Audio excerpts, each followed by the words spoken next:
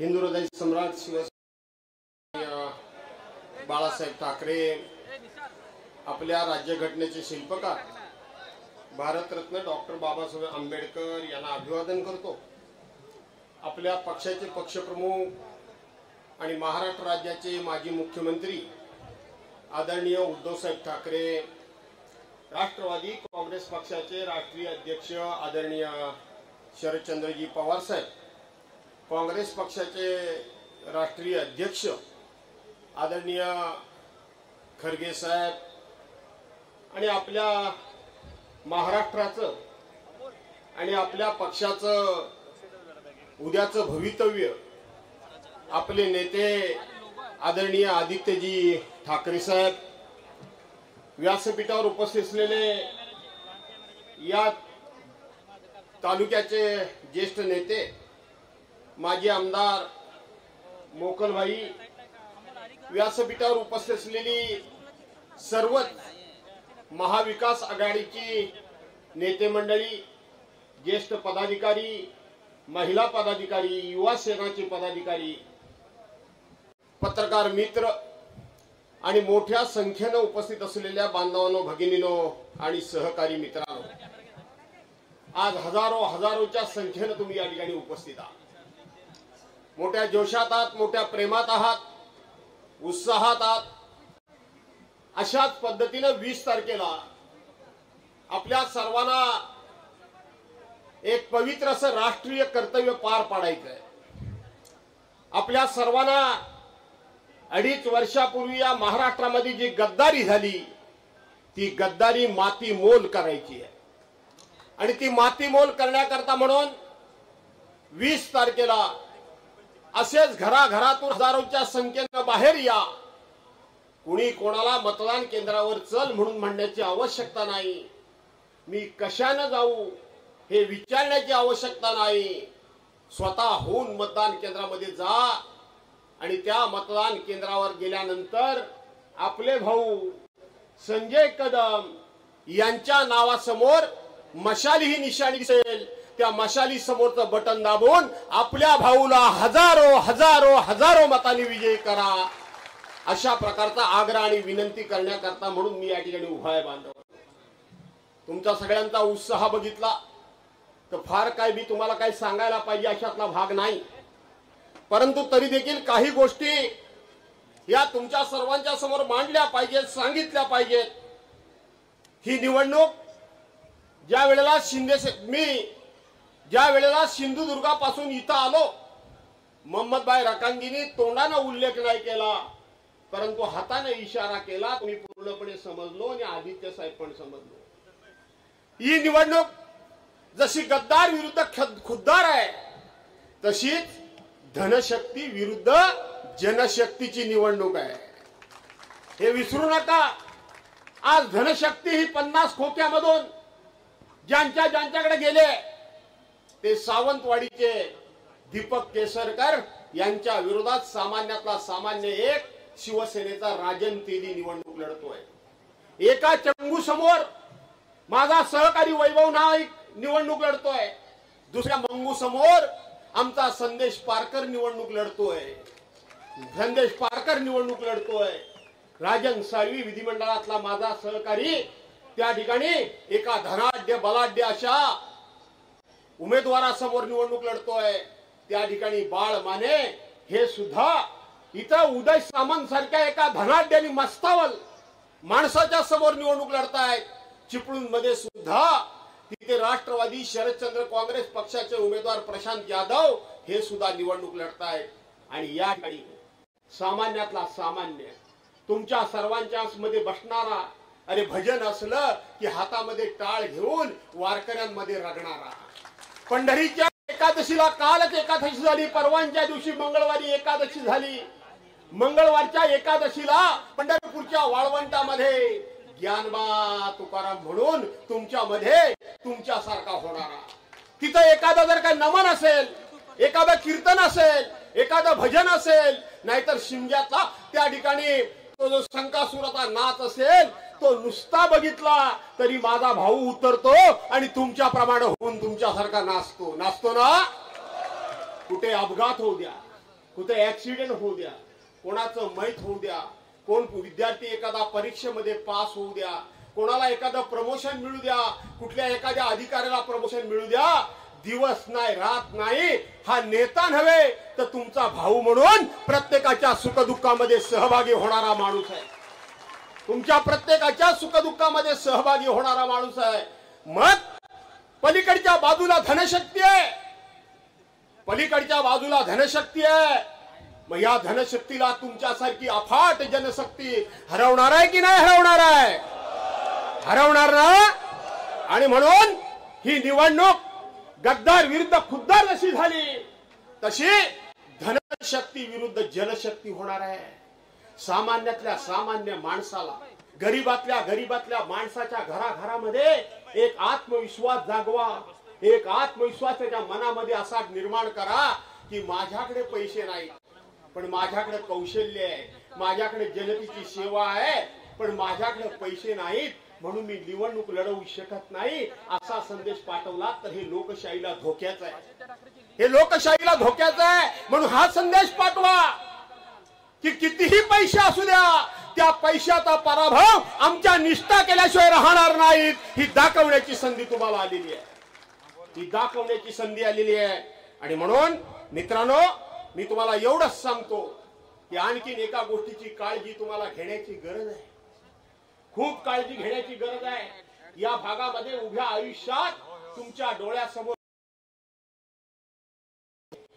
कायम राहिलेली आहे आणि ती सुद्धा उद्या मतदान केंद्रावर गेल्यानंतर तिथे धनुष्यबाण ही दिसेल तुम्हाला. मी जाणीवपूर्वक तुम्हाला हे सांगतोय, तिथं धनुष्यबाण तुम्हाला निशाणी दिसेल, पण तो धनुष्यबाण हिंदू हृदय सम्राट शिवसेना प्रमुख मान्य बाळासाहेब ठाकरेंचा खरा धनुष्यबाण नाही, तर तो धनुष्यबाण चोरांनी चोरलेला धनुष्यबाण आहे. तो चोरांनी चोरलेला धनुष्यबाण आहे. आज मला तुम्हाला त्या धनुष्यबाणाची एक कथा, आख्यायिका नाही कथा आणि वस्तुनिष्ठ गोष्ट मला तुम्हाला सांगायची आहे. आदित्य साहेबांना जायची घाई असली तरी सुद्धा मला ती सांगायची आहे. मी उद्धव साहेबांच्या बरोबर जे जे प्रसंग घडले त्या सगळ्या प्रसंगामध्ये उद्धव साहेबांच्या बरोबर कायम पाठीशी खंबीरपणे उभा राहिलो. 22 जून 2022 रोजी या 40 गद्दारांनी उद्धव साहेबांचा घात केला आणि घात करून त्यांना राजगादीवरून खाली ओढलं, त्यांना पदच्युत केलं. त्या क्षणाला सुद्धा मी तिथं हजर होतो. आठवा तो दिवस ज्या दिवशी 22 तारखेला वर्षा बंगला उद्धव साहेब असतील, आमच्या रश्मी वहिनी असतील, आदित्यजी असतील, नाही तर तेजसजी असतील, केवळ 2 बॅगा घेऊन बाहेर पडले, हसत मुखानं बाहेर पडले.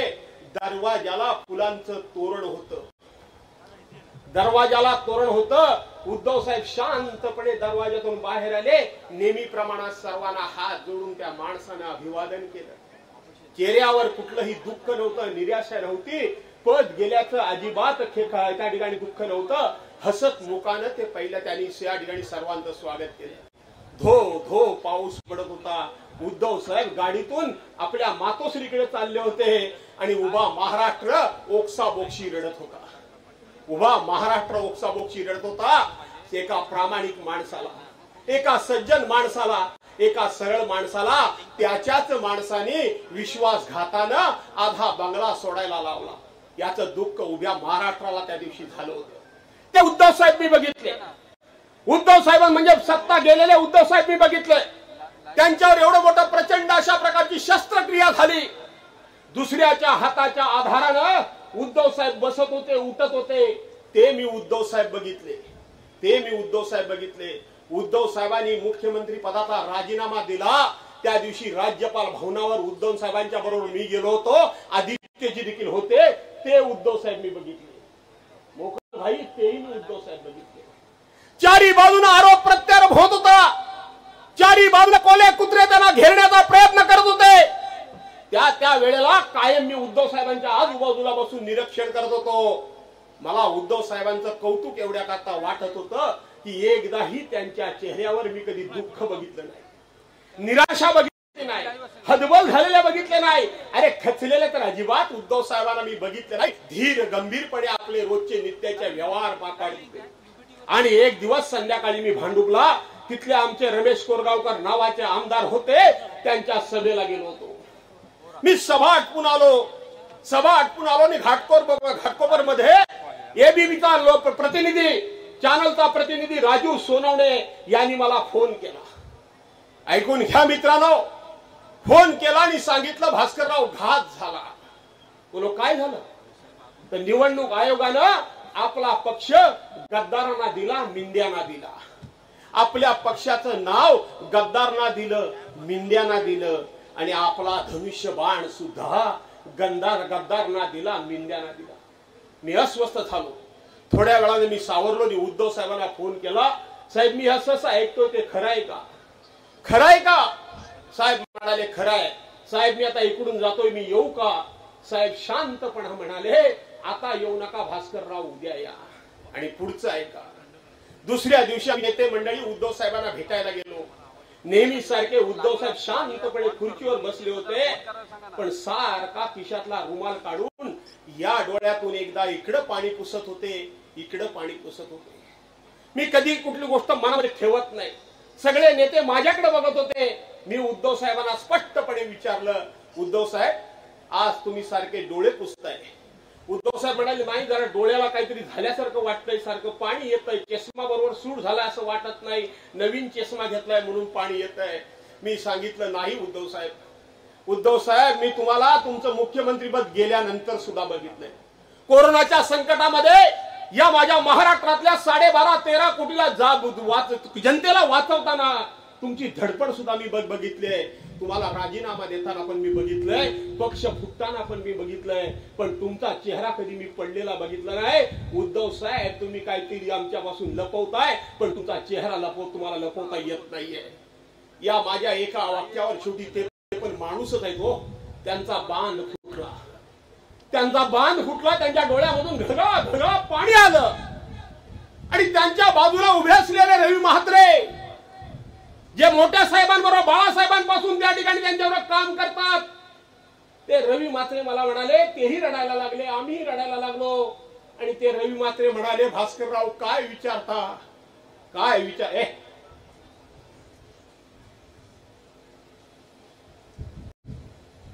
भास्करराव काय विचारता की उद्धव साहेबांच्या डोळ्यातनं पाणी येत आहे, अहो येणार नाही तर काय होणार.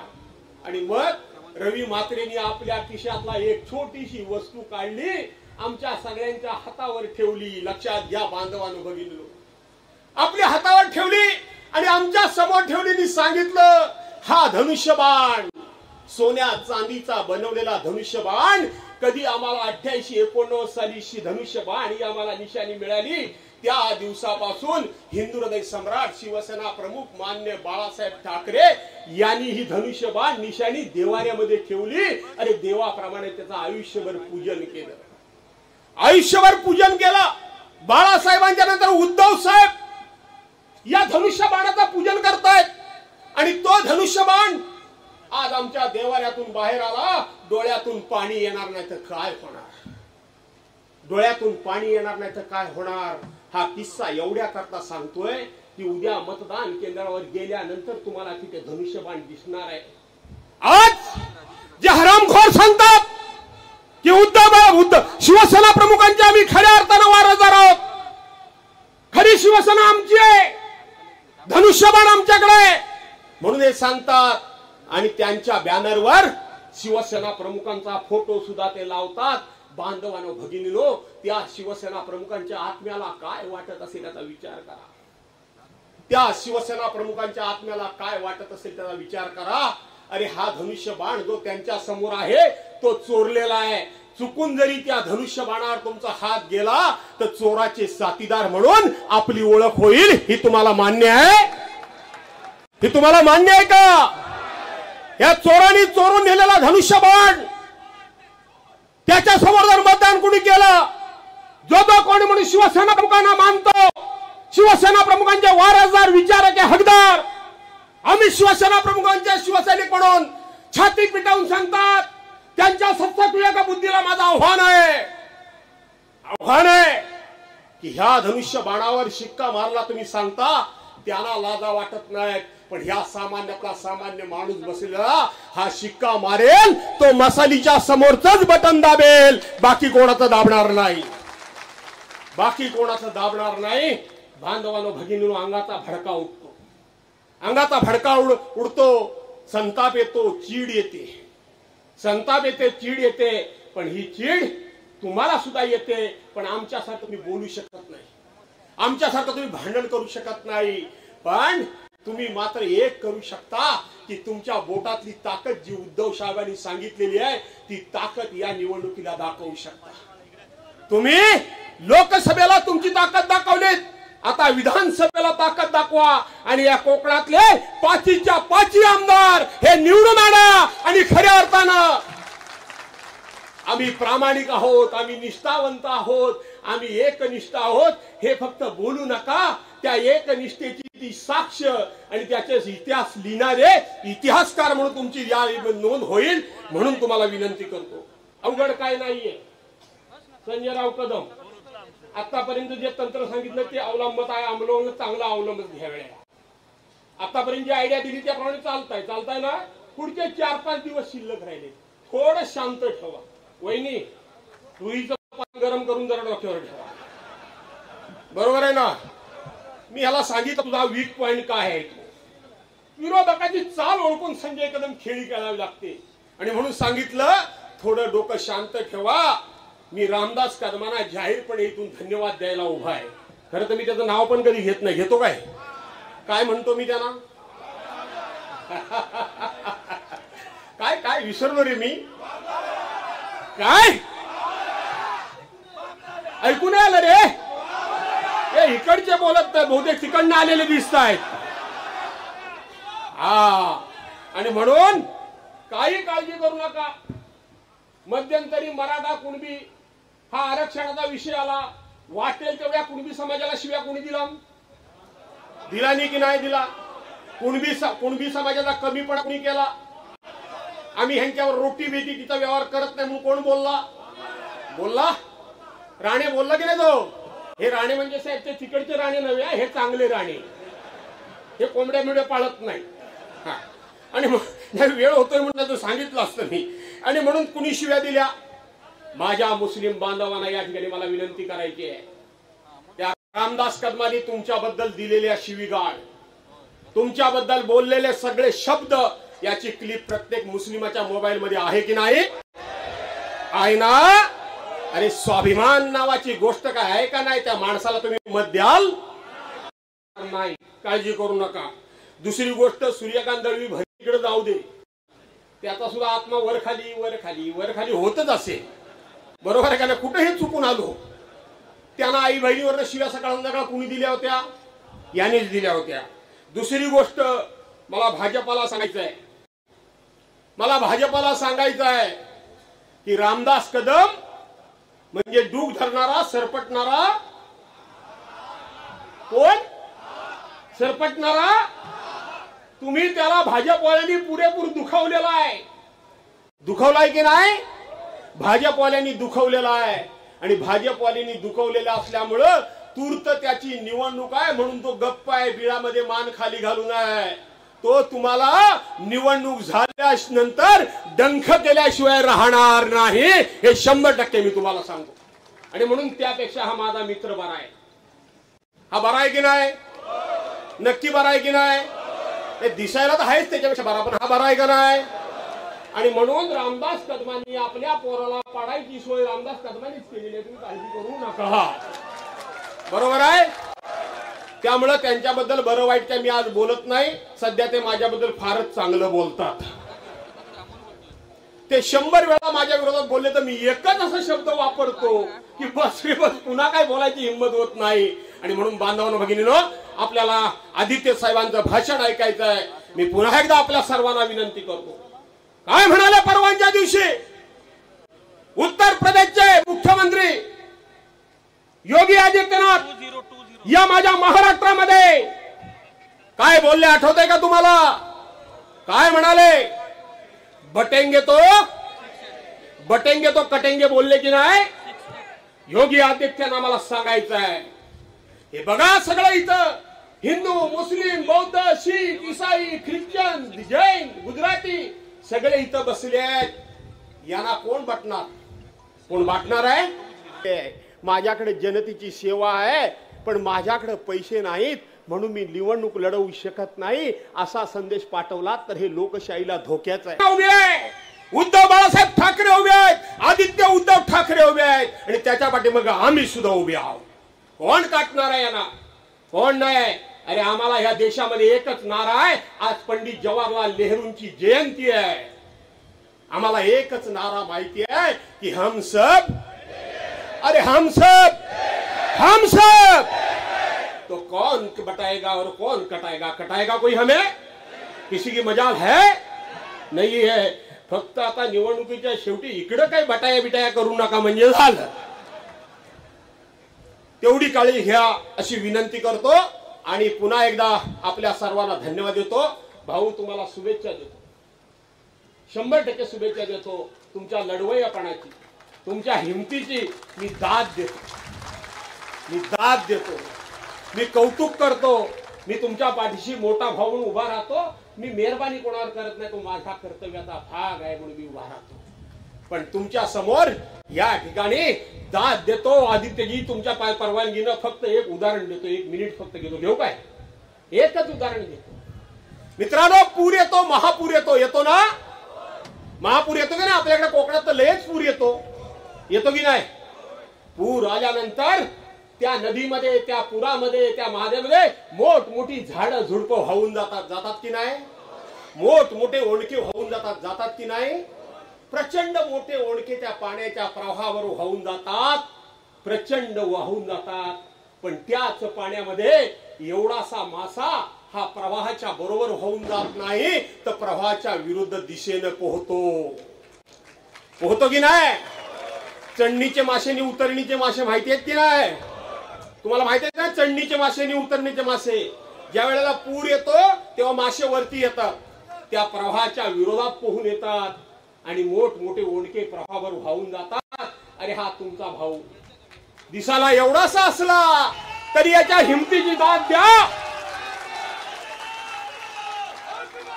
याच्या हिमतीची दाद द्या की ह्याच्या विरोधात एवढा मोठा प्रवाह आहे तर त्याच्या विरोधात लढण्याचा धाडस हे संजय कदम दाखवतात आणि म्हणून याच्या मागे उभे राहा, या धाडसाच्या मागे उभे राहा अशा प्रकारची विनंती करतो. विकासावर मी काय बोलणार नाही. एनडीआरएफचे निकष देशाला स्वातंत्र्य मिळाल्यापासून या ठिकाणी वादळ आलं होतं, त्यावेळेला वाढवले असतील तर फक्त उद्धव साहेबांनी वाढवले, त्याचंही मी आता या ठिकाणी बोलत नाही. पण विकास मात्र काय असेल त्याचं उत्तम उदाहरण तर आज आता ही उद्धव साहेबांची सभा संपली की सर्वांनी दापोलीतून खेडपर्यंत जा. आम्ही आता खेडवरून दापोलीत आलो. तिच्या आईला असला रस्ता मी कधीच बघितला नाही. बघितला काय? 5 वर्ष हा गडी आमदार होता की नाही? कसा रस्ता होता? आता ह्याच्यापेक्षा दुसरं काय उदाहरण हवंय? विकास झाला तो ह्यांचा झाला, जनतेचा झाला नाही. 50 खोके मग कोणाचा झाला विकास? आणि म्हणून 20 तारखेला मतदान केंद्रावर जाल त्यावेळेला संजय राजाराम वसंत बहार आला. हा आणि म्हणून संजय वसंत कदम यांच्या नावासमोर मशाली निशाणी असेल. संजय रावांची निशाणी काय? अरे संजय रावांची निशाणी काय? संजय रावांची निशाणी काय? अरे संजय रावांची निशाणी काय? जय हिंद, जय महाराष्ट्र. धन्यवाद जाधव साहेब. यानंतर ज्यांचे विचार ऐकण्यासाठी उत्सुक ते शिवसेना नेते, युवा सेना प्रमुख आदरणीय आदित्य साहेब ठाकरे. आदित्य साहेब तुम आगे बढ़ो.